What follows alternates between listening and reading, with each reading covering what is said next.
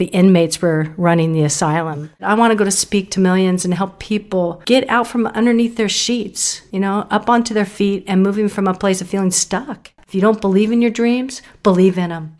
Okay, Houston, we've had a problem here. Say again, please. Houston, we've had a problem.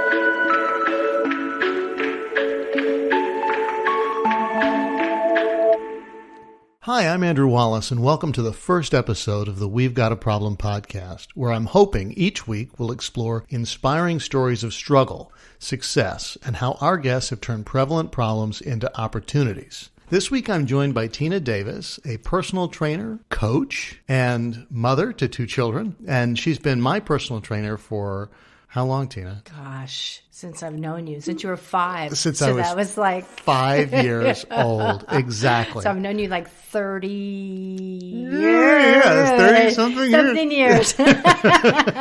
Well, thank you for joining me on the show today. I really appreciate you making the drive and coming out here. My pleasure.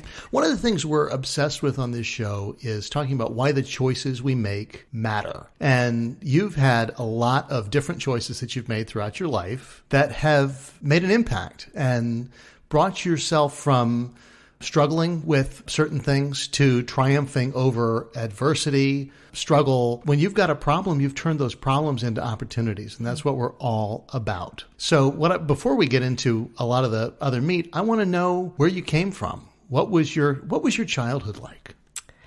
Wow, that's probably why I'm where I'm today, making lemonade out of lemons, right? Yep. It's like I grew up in a chaotic household where there was no mother, father taking care of us. And I call it the inmates were running the asylum. It was chaos. I had a brother that was on drugs and alcohol. My mom was like trying to take care of 4 kids. She's on Valium, sleeping on the couch. It was just, So I, on the other hand, like at age 5, decided to raise myself and move. And that's where the beginnings of exercising and moving, which I really believe today that has saved my life. I'm sure it has. So when you were starting to get out there and get moving, you'd walk out of that house full of just darkness. So many mornings I would wake up and I didn't want to get out of bed. Right. I'd have headaches, stomach aches. And one day I had this nudge going, you know what? Put your happy clothes on at the end of the bed. And I'm like, okay. So I put clothes on that match from head to toe. Yep. Shoes. Yep. And I started doing that. And sometimes I would sleep with them on because by the time I had them on, I'd be like, all of a sudden, you see a 5-year-old all happy and wiggling and waggling. And that would actually get me down the stairs where I was excited about getting outside. Then I would go into the bathroom. And again, it was God touching me saying, look at yourself. You're more than what you're feeling. Yes. Look at yourself. There's more. Look in those eyes. Look at your soul. And I would stare 5, 10, 15 minutes. And I'd be like this little kid trying to get it so close and my eyeballs are touching. And as soon as I felt that I'm okay, I would go out the door. Walk out the door. Walk out the door, out into the kitchen. And then I'd go get my favorite huge bowl of Captain Crunch.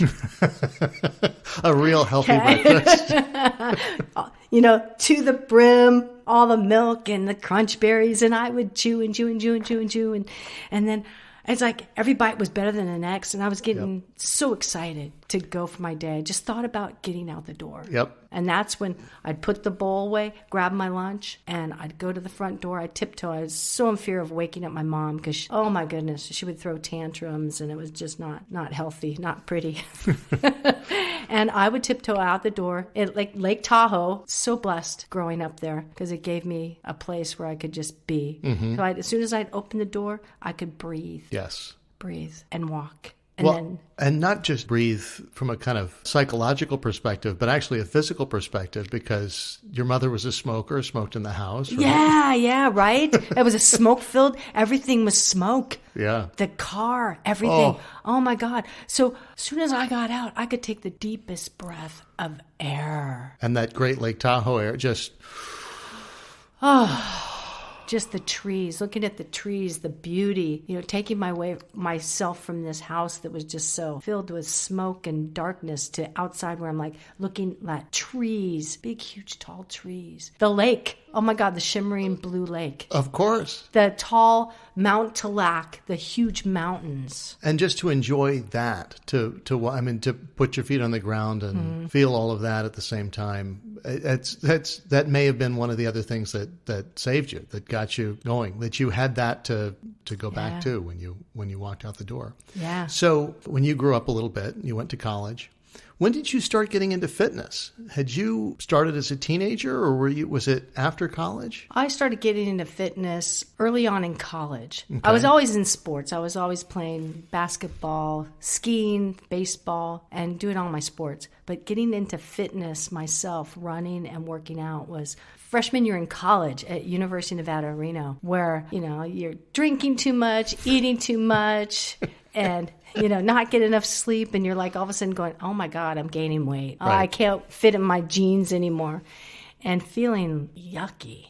That's when depression hit me. Sure. And so every time I would go out for a run, depression would lift. Mm-hmm. So I became a runner at age 18. Awesome. So you got into fitness in college, and you're also searching for religion at the same time. And I remember you telling me a story about how you joined a church, and then when they found out that you were experimenting with same-sex attraction at the same time, that they were somewhat anti that, and so you stopped going to the church. I ran. I totally ran. I locked my doors. They came and got me. Oh my goodness.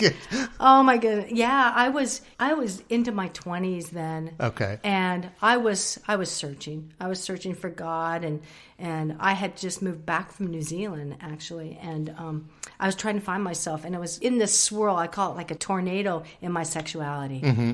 And all of a sudden, it's like my brother and my sister-in-law were going to church, and I'm like, oh, well, I'll go to church with you. I'll go see what it's like. Everybody's like, yeah, you'll be saved by Jesus and God, and then everything is forgiven, and you're okay. So I'm like, that sounds good to me. So I go to church, and sure enough, they break out into these groups, and they started asking me my story, and I started telling them, like, matter of fact, they're not going to judge me. Oh my goodness. I don't know what verse they pulled out, but they're like, you live in the dark. You know, and you need to be saved. You need to be born again. And oh my goodness, I never felt so much shame and guilt and just feeling gross. I can imagine. Oh, I went home and I never went back. I was like, no. And then they came and found you and were knocking at the door like, where have you been? Why haven't you come to church? That Sunday, yeah, they didn't see me there, so they came to get me. And I just remember just like, I don't hear them, and I'm like pulling the covers over my head going, no. That year I found a few people that were just not accepting of being gay. Uh-huh. This is back in the 80s. No, 90s, right when it's starting to change and shift. Right. So how did you end up in New Zealand? Oh, that's a good story. I got to New Zealand with my first girlfriend, who I met at a gay bar in Los Angeles, in Long Beach. Got her number, and I was so excited. I was like, this is it. Right. And this is it. We're done. We're done. I'm in love, and we're going to live happily ever after. Yeah, I moved to New Zealand with her. Now, had you done any bodybuilding to that point? No, I was just new into the personal training business, and I was working at Mid-Valley Athletic Club, and I was just getting into fitness. And when I moved to New Zealand, I was so bored because I wasn't doing anything. I left here going, oh, I'm going to go start anew. I'm going to, I didn't even know what I was doing. Right. As what? What are you start anew. So I joined a gym, and all of a sudden they're like, oh, yeah, there's this bodybuilding competition. I'm like, okay, I'll do that. I'll, to meet people and to do it. And that's all I did. I worked out and I ran. It was an experience. To go to a foreign country, I mean, even though they speak English, it's an entirely different experience. I mean, it's however it may be in the United States to go, especially at a younger age, to go over to New Zealand. I cannot imagine how both amazing it would be and how different it would be at the same time to miss the things and the people that were familiar. I mean, was there any issue with that when you were over there? You know what? When I left here, I thought, oh my God, I'm going to start anew. When I got over there, I missed everybody here. And I never knew that LA was home. New Zealand was great. It was beautiful. But wherever you go, your baggage comes with you. And you have to deal with that inner stuff, those issues that knock at your childhood issues and stuff. Mm-hmm. And going to New Zealand didn't take that away. Didn't take that away. It didn't take it away. It didn't take away any of my depression, didn't take any of my sexuality. It actually made everything worse. Yeah. And when I came back to LA, I was like touching the ground going, oh, thank God I'm home. I think it was one of the best moves I ever did. And how long were you there? A year and a half. Good Lord. A year and a half. It's a long time. So we've talked about a couple of different things about how you kind of got your start, but you've moved pretty quickly into building a very successful personal training business over the course of, Lord, 30 years. Almost 35 years. You've been since I've known you, you've been at 9 different gyms. Now 10 is my own home. 10 your own home, thanks to COVID. Yes. And retained clients. So let's talk about another problem that you managed to turn into an opportunity. You were one of those personal trainers that actually worked a lot. Not like a lot of people who call themselves personal trainers. You actually have a degree and have trained in it. But you've also trained a lot of clients. It was a actual full-time job for you, not something that you did on the side to supplement your acting income like so many people seem to. No, I was all in. And I worked 60 hours a week or more. 60 hours a week. Seeing 20, 25 clients a day. At the end of the day, I was deflated and tired and stressed. Yep. And I didn't realize it, but I love what I do. So I just kept doing it and feeding into that energy. But when the pandemic hit, we were talking about, I went down to 10 hours a week. 10 hours a week. Yeah. And wondering what I was going to do. What did you do? I stressed out for about a week. Okay. Or 2. Okay. We'll give myself a couple weeks. But I started to fall into this place where this is a blessing. Mm-hmm. And it is my opportunity where I wanted to slow down. There was part of me that wanted to slow down. And it has slowed me down where I could sit and go outside and hang out with my dogs, sit out and hang out with my partner, go and travel and go wakeboarding and just do things that feed my soul and brings a smile to my face, be with my friends. And the more I did it every day, it felt better. And then all of a sudden I started to grow. My business grew again. Yep. It was like a snap of the fingers. And all of a sudden I'm working a lot again. I'm like, how did that happen? Oops. Yeah. I rebuilt it and it's awesome. So you turned a huge problem, what am I going to do, into a huge opportunity to reinvent yourself and find, and in a sense, to maximize the fun and enjoyment that you used to have long ago before it started sucking all the time and energy out of you by the end of the day.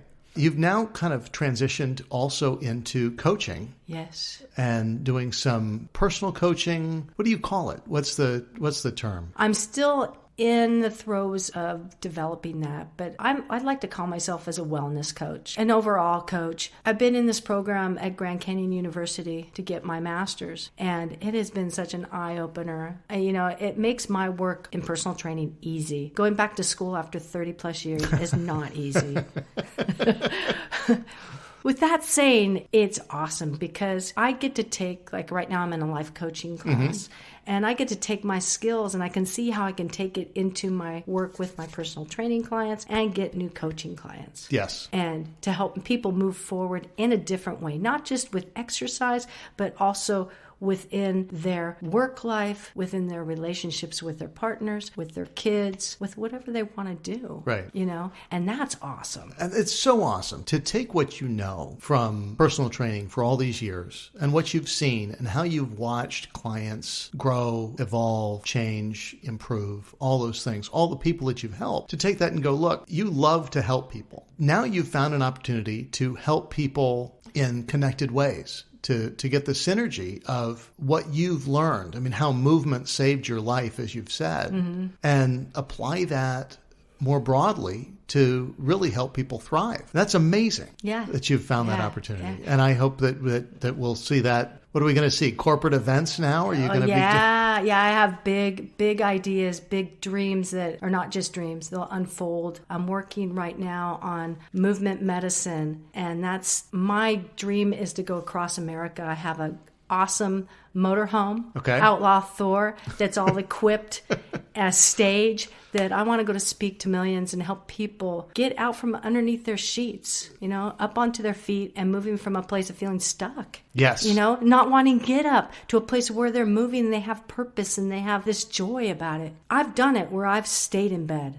Yep. And canceled and stopped my day because of feeling like that. And it happened in the pandemic, and it happens here and there. But I stopped myself. There's so much life to live. Yes. And staying in bed, being depressed, makes it worse. You're still in the fire. Right. And when you just brush it off and you get up and out and go, there's a different fire. There's a different life. You talk about getting up on your feet. And one of the things that I know about depression is that a lot of depressives have trouble getting started. Yes. Right? It's just the getting started. Mm-hmm. And once you're into it, I mean, we've talked about this before outside the podcast, that a lot of people show up to a personal training appointment once it becomes kind of habit that that's their time and they show up, if they show up at all, right? Assuming they don't cancel. But still they show up and they go, I don't feel like working out today. I'm tired. I'm frustrated. I'm stressed. I had a hard day. I don't feel like it. And you go, well, let's start with something easy. Let's get moving.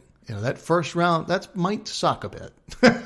Yeah. I was just talking to a client about that. Just show up. Yeah. Just show up. And anything you're going to do, just show up. I had two clients this morning, but my client 5:30 in the morning. And I'm like, let's be gentle with you today. And she's like, oh, thank God, Tina.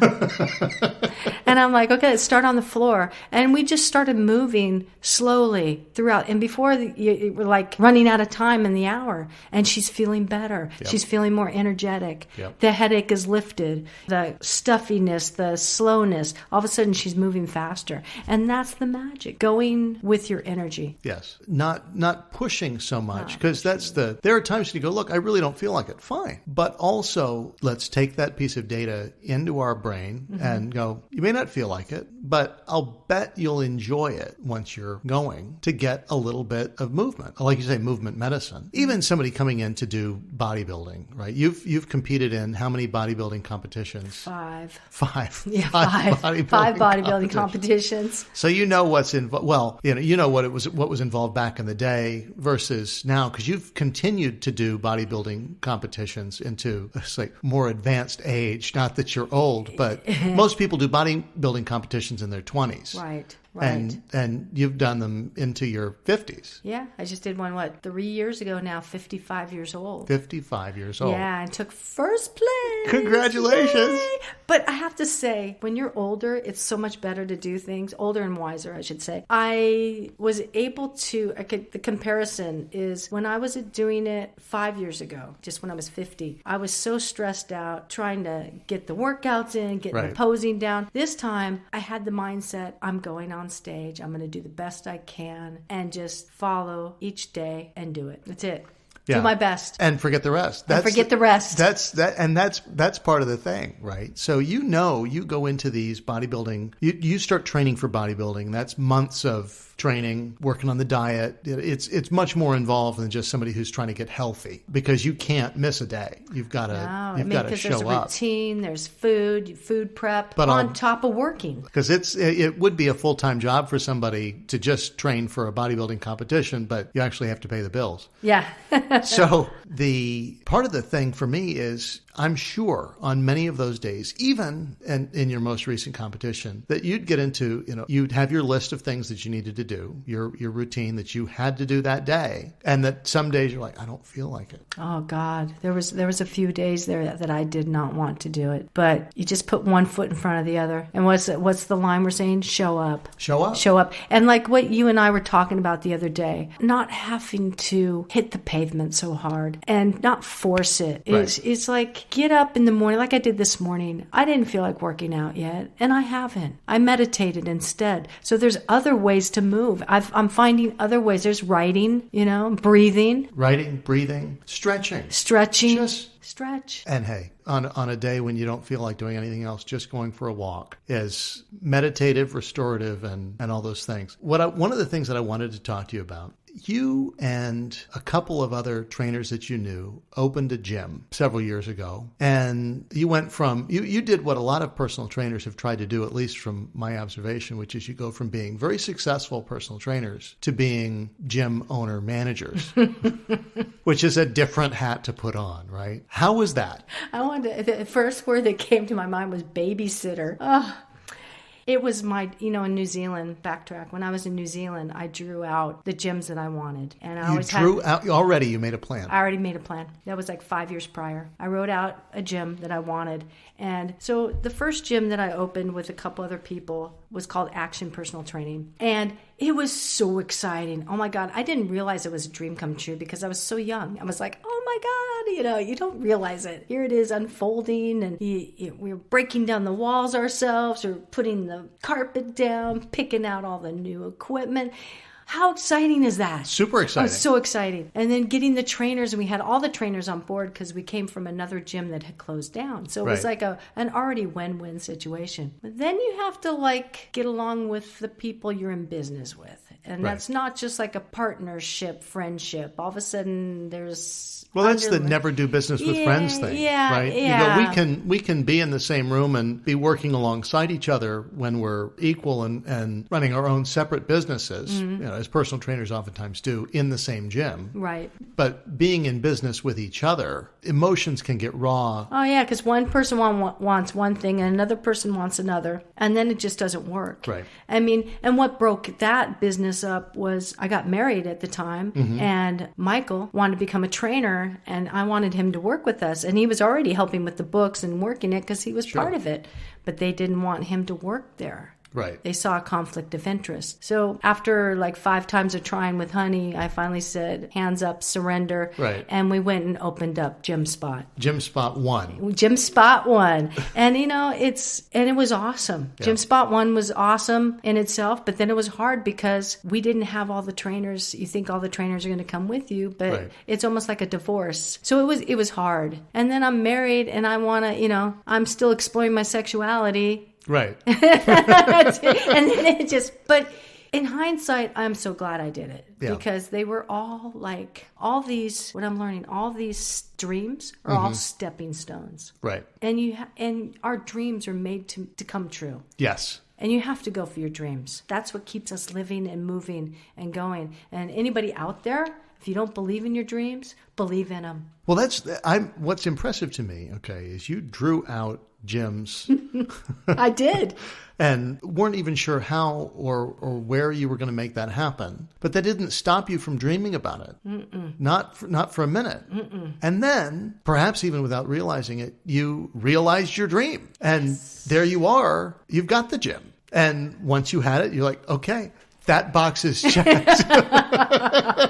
Next. And what's next? What's next? And now I know maybe, it's not all that I dreamed it to be. And that's okay too. I did that. I fulfilled my dream, and I've got others, and I'm going to move on to those as well. Yeah. And the one that I drew out was not the first one that I opened. It was the second one. Oh. Because it had the rooms on the outside that had massage therapists, nutritionists, nail, massage. It had everything. And it wasn't, till Gym 3. Right. Yeah. It's crazy if you think about it. You think, this dream is just going to be the ultimate. No, dreams get better and better and bigger and bigger. Yes. You just have to keep open. Yes. That's the key. That's the key. Not close up and roll yourself in a ball thinking nobody likes you. Right. And you're not going to get out there. Absolutely true. So I have a couple questions for you as we kind of move toward finishing up here. If you were talking to somebody today who's just starting from scratch in their fitness movement journey, and I'm talking broadly, somebody who's been hungering for making a change in their life and starting to move more and just hasn't. They've realized the importance, but they haven't done it yet. Mm-hmm. What's your advice for them? I say, if you have the money, get a trainer. Get somebody who can hold your hand and guide you through it and take you through the steps and get you going. So you have somebody to be accountable to. And when people look for a trainer, they don't need to find somebody that they see multiple times a week and all that. They could find somebody that they see once a week, once a month even, to set them up almost like a coach to monitor their progress. I would say up front, a couple of sessions to get them experienced with what they're doing and follow up with it. So it doesn't have to be a super expensive commitment like people might think it would be. Absolutely. And it depends on who you are. You know, I have clients who I can write out the program and they're like, they'll do it. I've met those people. I've met those people too. Aren't you one of them? I believe I am. Or I have clients who I'll write out a program and they never look at it and they don't do it. So you have to figure out what kind of person you are. And if you're the kind of person that's self-motivated, man, you don't have to spend that much on training. And it's almost a godsend for a trainer to be able to say, here's the workout, go do it. And then they come back and they're like a dog and they want more. Right. Yes. You know, and exactly. Yeah. But there's different ways that you can train. You can get people to help you. Get a friend. Call a friend and say, hey, you want to go for a walk? Yeah. You want to work out? If you've got the money, get a personal trainer. If you don't, find a workout buddy. Yeah, there's YouTube even. Yeah. YouTube. You go on YouTube, you can find so many workouts. There's so many trainers out there. You got to pick the right one, though. That's the only thing, picking somebody who's genuine and is not going to sell you. Yeah, you've got to learn enough about. That's one of those things about educating yourself about anything. You've got to learn what's BS and what's not. Yes. And be able to recognize that up front. So you do have to do a little research. But that shouldn't stop you from starting to move, just go with it. Right. And the easiest thing you can do is put on those tennis shoes, lace them up, go out the door, go around your block, you know? Absolutely. These are some questions we ask all of our guests on the show. And by say all of our guests, I mean I'm starting with you and we're going to go from there. But I'm going to try and ask these questions of almost every guest. What's the most surprising, unexpected detour that your career has taken? It's rarely a straight path to success. I mean, Albert Einstein was a patent clerk. I became a personal trainer. Yeah. There you go.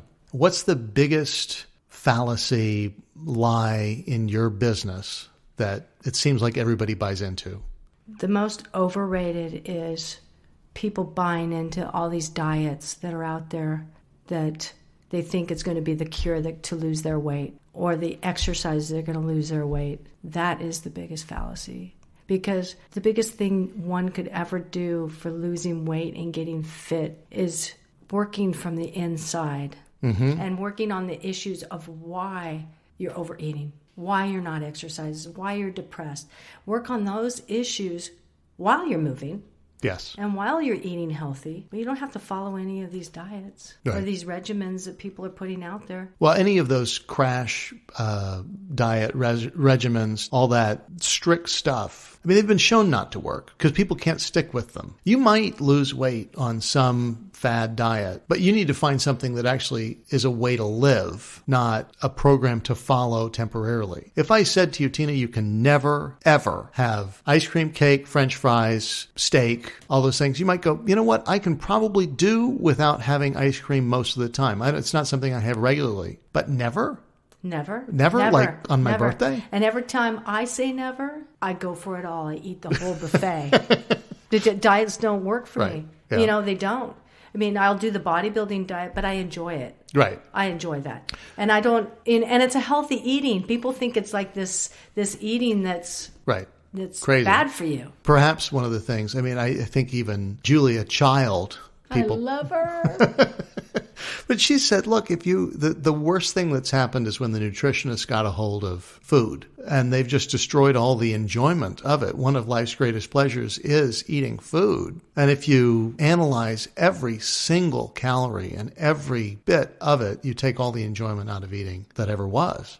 Oh, I know. Look at all the restaurants. You look up on the wall to order and the calories are there. Oh, yeah. And it's like... Which is important. I mean, hey, look, if you're mindful of those things and you didn't realize it, right, and you haven't yet educated yourself on the difference between... That's true. Those things, right. And you go, holy crap, I didn't realize that burrito had 1,700 calories. That's my daily allotment. I mean, you can think through those things and go, okay, now I know. Beyond that, if you're just looking at the calorie count every time, you're really missing out. And when it look at all the cultures across the world, what is the one thing that they celebrate with? Food.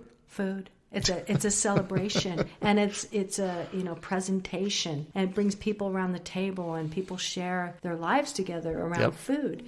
And I think what happens is that America, I can only speak for America mostly, but people are not educated. Mm-hmm. And if you look at the movie Fed Up, it is a movie that talks about how fat America is. Mm-hmm. And that's the area. When people are so obese and out of shape that they're not living past 40, and kids, I think it was like 1 out of 3 kids. And then you look at their parents and they're obese. And so it's like this ripple effect. Right. And it is sad. It really is, because these people are not going to have a long lifespan. So fad diets, totally overrated, getting us probably in the opposite direction we need to head. Mm-hmm. Finding a healthy way to eat, mm-hmm. and kind of changing our way of dealing with food, looking at food, approaching food. Mm-hmm. is a much better way to do it, in your opinion. Yes. What is the most underrated concept that you think people overlook?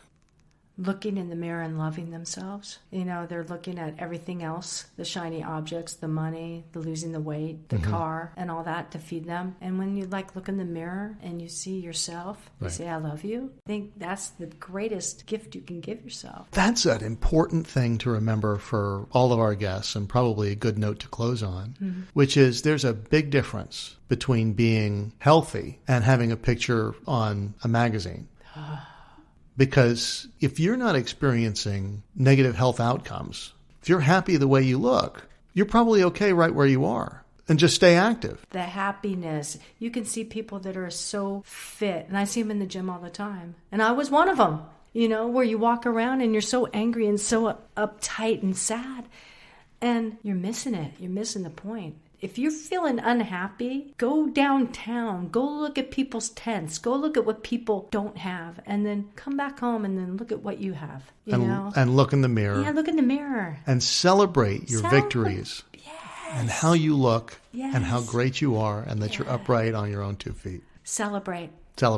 Yeah, it's what it's all about. Well, thank you so much for joining me today. I hope people got something out of your message. I certainly did. You're welcome. Thank you. If you're interested in learning more about Tina Davis, you can find her on Instagram @Tina Movement or on Facebook @Tina Davis Fit. If you like this show, consider subscribing to the podcast on Apple Podcasts or wherever you get your podcasts. And until next time, I'm Andrew Wallace, and we don't have a problem. We've got an opportunity.